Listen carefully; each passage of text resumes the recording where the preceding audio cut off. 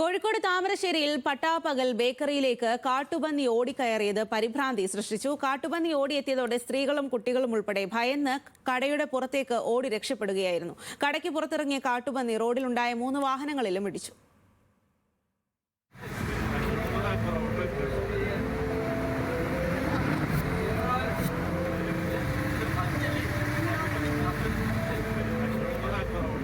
Kozhikode Wayanad ദേശീയപാതയോരത്ത് Thamarassery post ഓഫീസിന് സമീപം പ്രവർത്തിക്കുന്ന ജനതാ ബേക്കറിയിലാണ് ഉച്ചയ്ക്ക് 1 മണിയോടെ കാട്ടുപന്നി ഓടിക്കയറിയത്.